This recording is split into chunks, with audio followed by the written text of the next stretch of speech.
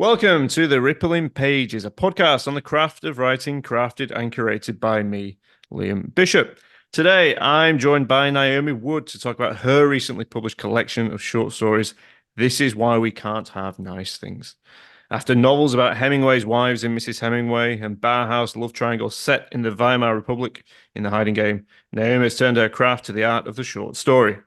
The tone is at times scathing and then tender as women navigate the unfair demands of the strange corporate worlds of prescriptive work-led therapy sessions, pharmaceutical campaigns for analgesics, and a virtual reality dinosaur chat room.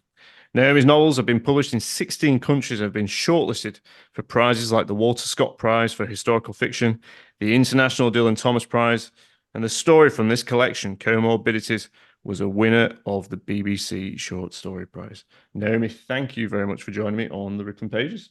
Thank you for having me. I wanted to start with Comorbidities, if you don't mind, and I appreciate that it's a story that's taken it's taken the sort of the literary world by storm, and it's a story that did win you the BBC Short Story Prize. And you can obviously see why. It's very apparent as soon as you start reading it. It makes you laugh, it makes you cry, and it makes you cringe to some extent too, as a married man and a woman try and find intimacy after the birth of their children. I just wanted to know, how has it been since you've won this award, and why do you think it captured the imagination so much? It's been so nice. I feel like, in your intro, like I hadn't been a stranger to being a shortlist on some prizes, but I had never really won anything. So I was very used to being the bridesmaid. And then when I found out that I was on the shortlist for this prize, and it's like the biggest possible prize, you can be eligible for in the short story world. When I found out I won, I was just like, oh man, this is so cool. And it's just been great. It's like opened a lot of opportunities for me. I think it basically got me an American publisher back because I didn't have a publisher for my third book over there, and really like just kind of put my name into the landscape of the short story because I wasn't known for being a short story writer. I think I think Comorbidities won because it does that sort of antic, manic energy approach to problems that are literally kind of 2023, 2024. So, the way that it's pitched is sort of like exhausted parents make a sex tape while the kids are at granny's. But, genuinely that takes about 30 seconds in the story. And the rest of the story is about sort of low decibel anxiety, sometimes high decibel, where Mackenzie, the woman, is just like losing her shit over climate change and about motherhood and intimacy and mental health. And I think these are all I'm not like denigrating it as a like zeitgeist story, but I think these are all in the zeitgeist. And I think in its structure, it's kind of what my friend Andrew Cowan describes as like a cluster of anxieties rather than a single issue story. And I think those anxieties are very present and very contemporary. And I think maybe the judges also, they did say it was really nice to laugh. And I think, it's really hard to stand out in a short list of like 5 amazing stories. And I love the other 4. But mine was the only one like trying to be funny, and it's trying to be humorous. It's trying to make you laugh. What's become quite sort of famous with it is this idea of the sex pie charts, and people are talking about these sex pie charts in the story, which is related to how the couple define how much time that they devote to different parts of their day, and they identify that they need some more space. And it is obviously the zeitgeist because it has captured the imagination so much. And one of the things that really, I've read it many times now, both because I've written a review about this book, but also because for the purpose of the podcast, and also because I love it. And I don't know if you'll agree with this. There's a kind of melancholy or sadness to it, and it just made me think about these people who are trying just really hard to make things work, and also to be creative to some extent. They're kind of a couple that are trying to create and be, try new things, whatever that is. For me, it really blew up this idea of what intimacy is. And by the end, at first it's sexual, intimacy, and it's about sexual intimacy. But by the end, it becomes a lot more about security when they start to have this kind of overwhelming anxiety about the leak of the sex tape and that kind of thing. It just felt like it was harkering something really kind of on a deep human level about the need for security and what intimacy can mean. I mean, in some ways, like, it's positive, and maybe they have the best relationship out of anyone in the collection. And it's so hard.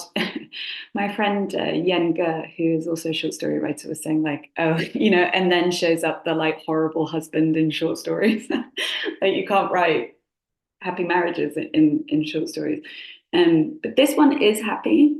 They genuinely like each other, and they genuinely miss each other. And I think that's where the sense of loss is from, because they're so busy trying to be caregivers to these kids, and they're also besotted with the kids. But they're also trying to be like successful human beings and not like screw up the planet. I think there's a sense of loss in the story, a sense of like maybe losing the planet as it is, losing innocence, because the internet is always like a presence in the story, that it's very slimy, it's very threatening, especially to Mason's patients, the teen sufferers, mental health sufferers, that he works with as a nurse. And yeah, there's a sense of like apprehension and dread, I think, and then it kind of makes it even more delightful that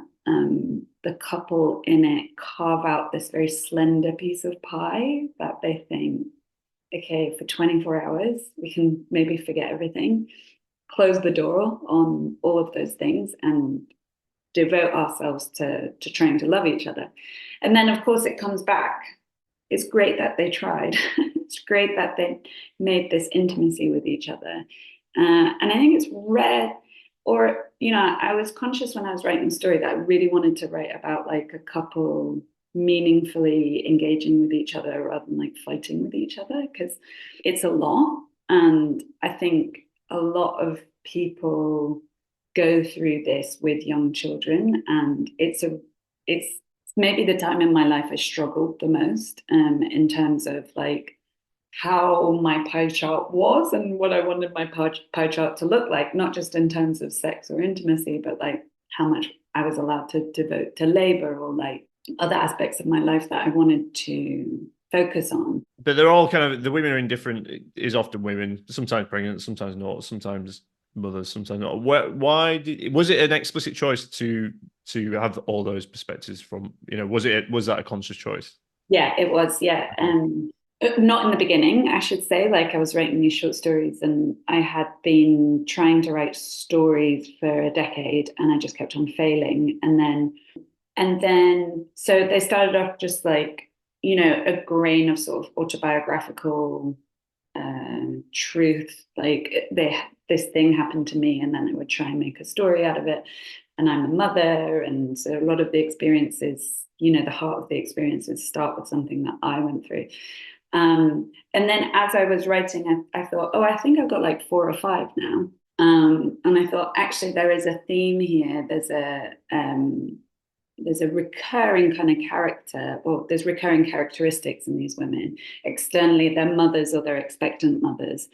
But there's a certain like internal, to some of them, I guess not all of them, there's a certain desire to kind of like break the rules of motherhood, to break the rules of what society wants as palatable or respectful or encouraged motherhood. And when I put the collection together, I did want 9 stories to represent the 9 months of gestation.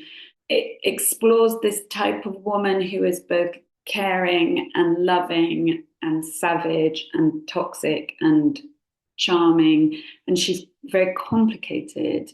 I didn't want to write sort of there's this idea of like motherhood books that they're either roses or thorns. Like, it's like Rachel Cusk like dismantling it, or someone else being a lot sweeter. But I kind of wanted to do both those things at the same time, because I think for me that's just more accurate, because I'm not like negative all the time. I'm not positive all the time. It's sort of this like meshiness, which is the experience of parenthood, I think. Yeah. So what is that effect? What is that kind of, is it a kind of splitting? Is it conflict, or is it just a representation of the whole kind of the way the psyche works? In some ways, like the book is a sort of fantasy of what would happen if I broke the rules, what would happen if I transgressed against the limitations of motherhood. And I guess like not just as a mother, but like generally I'm quite a nice person, right? And I find it really tiring.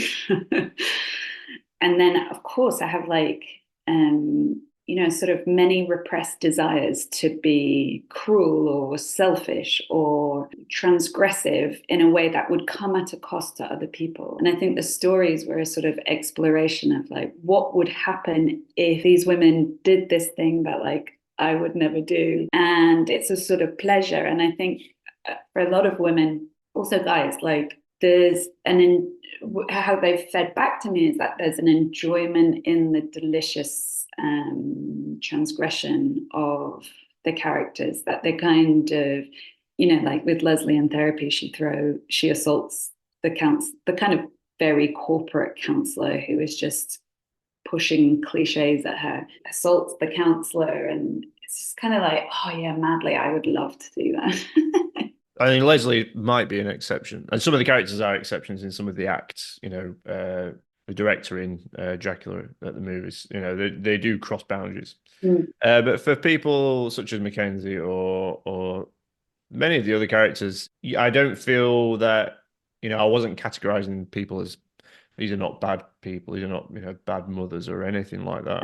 That's the point, is that they're like complicated, and that they may, if you think about Deborah in Flatten the Curve, she's just like inwardly tormented, and she has thoughts about her neighbor, sexual thoughts. And, these are people who either act on the fantasy or we have their fantasies illuminated to us. But to me, that still feels like, yes, somehow transgressive or like rule breaking, because when I entered parenthood, like I was expected to have certain reactions, I was expected to have certain experiences. And I thought, oh, this is really like unsettling because I don't have those experiences or I don't feel those things. And so like when we reduce people into these like stereotypes, it becomes very difficult to be authentic or to be the complicated people that we are. So I think trying to like make complex those experiences, which are at their heart very complex, but have been like essentialized downward into like the joy of early motherhood or the unending pain of early motherhood. Well, to me, it's not like that. It's like you feel one thing for 10 minutes and then you feel another thing for 10 minutes. And then you're like fast cycling through a lot of really intense emotions. You talk about people sort of being together, coming together, or sort of being split apart, or there's always this kind of people sort of referring to themselves as wanting to, or potentially feel, I don't know, a wholeness. And I don't think that's necessarily an aspiration. I think so many of these women in these stories are like working out parts of themselves that have like died or been unattended or uncared for, maybe since childhood. And as they enter late 30s, 40s, that midlife transition of synthesizing or integrating some of those parts, that's where that desire comes from, I think, in some of the stories. So that's my therapeutic read on it. Some people have been like, oh, these women are so like grotesque. And I'm like, oh, I don't think they are. To me, they're quite relatable. Like they do weird shit and they think weird stuff and they kind of hate people. And it's like, well, of course, that's just normal. Absolutely. And that's, I didn't read this as a kind of, I mean, obviously it's exceptional in the sense of that you've created a story about characters and things are blown up, but I kind of wasn't sat here going, wow, who are these? Yeah. Who are these women? Crikey. Yeah. That's But my friend Elizabeth over at Crib Notes And the quote she used, and the quote that she used, and that I thought was quite apt, is that these stories capture the contradictory, complex, and often fucking ridiculous facets of being a woman in a society rigged against us. We've kind of we've alluded to it, but there is a sort of pseudo scientific pandemic therapeutic discourse that sort of weaves into the stories. And so there we've also, think about things like sex pie charts and the title of that story itself, Comorbid, but also some of the way the characters speak about themselves. It seems to have lent itself from based Yeah, on really, like since the novels, I've become increasingly interested in sort of what I describe in my seminars as like register clashes, where there's lots of different types of languages flying around the fiction. There's a lot of like very informal and very like 21st century language in the stories, but there's also language which is informed by a lot of my reading on like therapy theory, because I like briefly thought I would retrain to be a therapist at one point and then gave that up. And yeah, like I read a lot of theory about the internet, which I still find completely fascinating, not about like AI, but about, and this sounds like really wanky, but like the internet as like a hyper object of like art. Like okay. and I just got really into all this weird stuff, and it just like all went into the book. Probably I couldn't even paraphrase it now because it was a few years ago that I did the research. But what I wanted in the stories was for them to have this sort of high-low number of languages or registers in the stories, that so that you feel like you are being taken on a journey into like real high culture and real low culture, because like, the kids watch TV, so like I talk about like kids TV, like Ninjago or whatever, and it's like talking about that culture, and then you can talk about like therapy theory or like the theory of the internet, and it's just kind of really interesting to me to like clash those things together, because I think it's a pleasure to read, and it's like our thinking about that sort of heteroglossia, that our lives are like made up of many different voices, and that it is a fabric of like lots of different languages, I think is more accurate a picture of like how we live, rather than like, I don't know, like I was describing to someone in my novels that I used to write in sort of like more established British literary fiction voice. And now I'm kind of trying to experiment with doing different voices. We're gonna have a quick break on the Rippling Pages. Come back and we're going to talk more about Naomi's collection. This is why we can't have nice things. See you soon. With 3 novels under her belt and this short story collection, it's fair to say Naomi knows a thing or two about writing. Now, if you'd like to learn from one of the masters of the craft, why not sign up to one of Naomi's writing courses delivered by her? Find out more information on her website at www.naomiwood.com. That's www.naomiwood.com. We'll see you for the second half.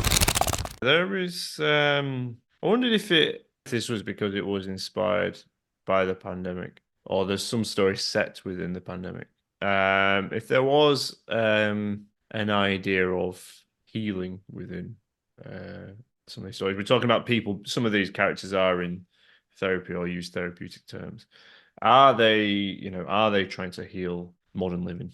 That's a really interesting question. I think that most of the characters are not trying to heal. They're still in the like very benighted phase where they don't know what's wrong with them.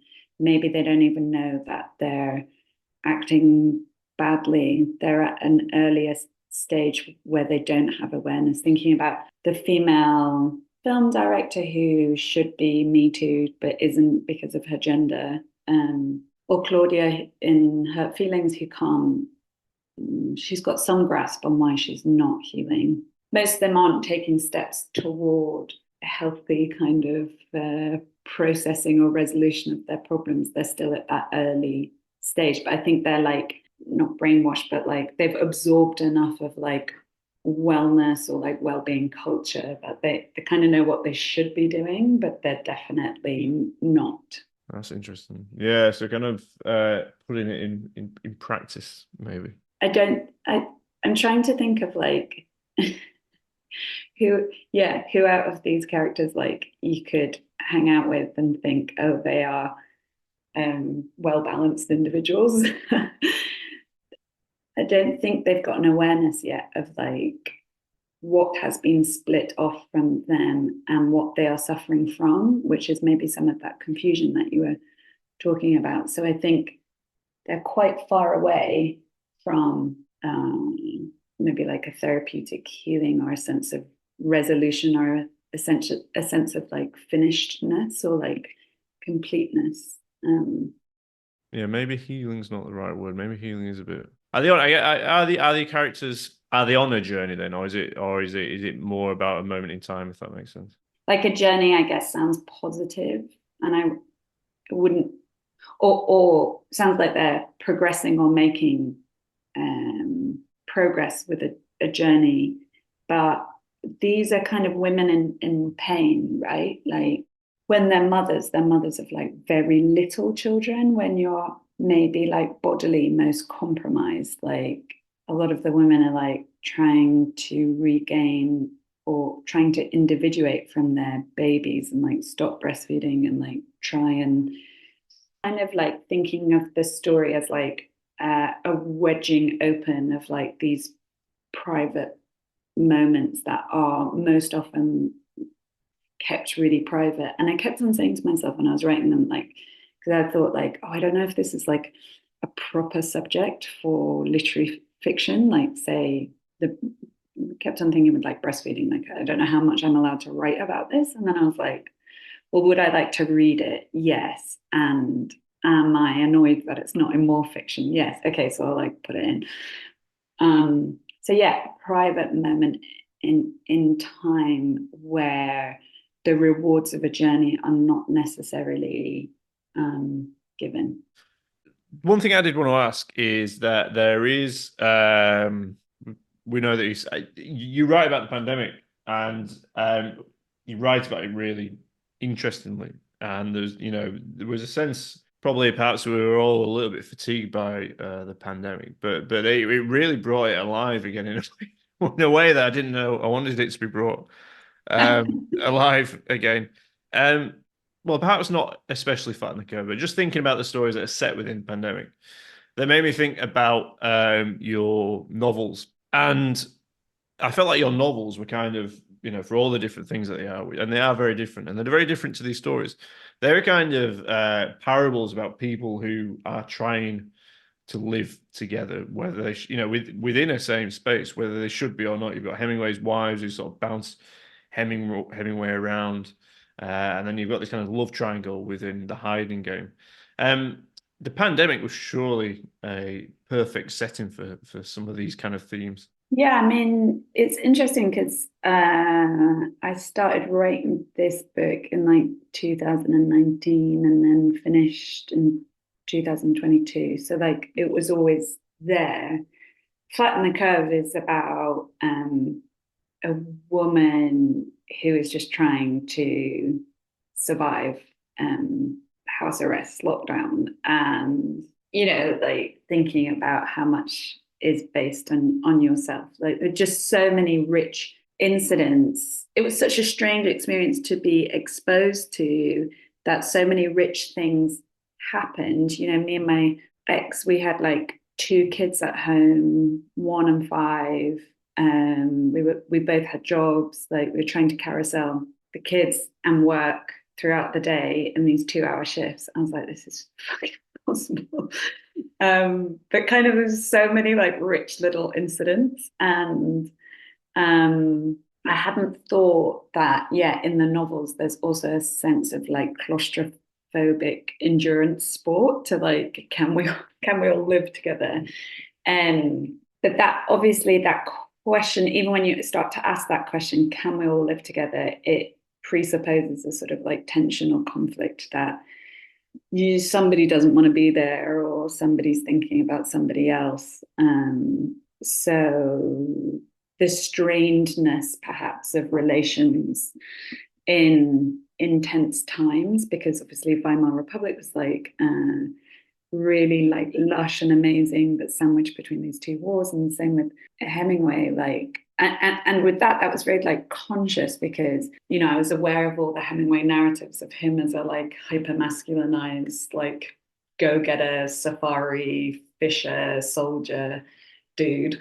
And my decision in that book was to always domesticate him. So all four of the stories are always in houses. Like what happens when Hemingway is enwived or enhusbanded and isn't allowed out the house in some ways. It was claustrophobia, but it was also kind of sort of compatibility. And I don't know if this relates to some of the earlier things about different parts of ourselves and kind of how we have to live with different parts of ourselves as well that are, you know, perhaps in conflict. It's just interesting because, yeah, but either whatever it is ripe for creativity, isn't it? You know, it's a lot more interesting if they are together in. Yeah, and I think thinking about like the couple in Flat on the Curve, like there's essentially a mutual loving bond there, and then she gets really bored and thinks she's some great queen of withdrawal and self when you deny yourself what you want. So she thinks she's some great queen of this, and then she realizes she's not. She's got desires and needs, and she fantasizes about a way out, just as you suggested, like if there was a path out of this situation, should they take it? And because of the intensity, and that was such an intense situation when we were all in lockdown, right? Like barely memorable because in some ways, like I feel like I've repressed a lot of it. But and it did come with its joys as well, I thought.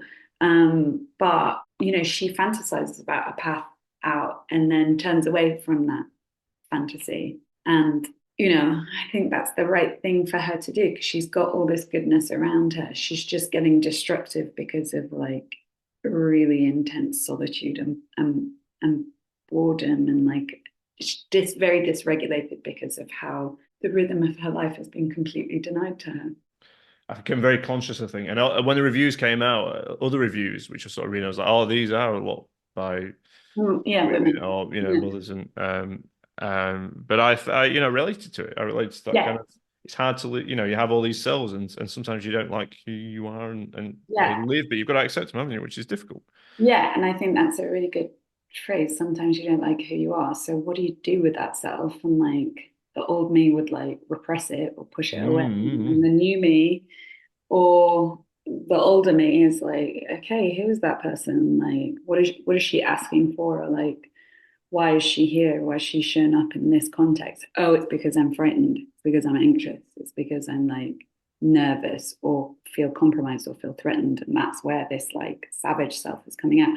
Like with Leslie in therapy, she's forced into this group therapy session, suffering with postnatal depression. And the therapist is prodding like a very unsubtle bear at like trying to get at those emotions. And Leslie acts very badly in that story, but she does so because like she's terrified, you know, she's terrified that in this corporate workplace, which she sees as like total masculine, she's finessed in this place, she's pretty, she's like, she doesn't have to have these feelings, that she's going to be forced into that swampy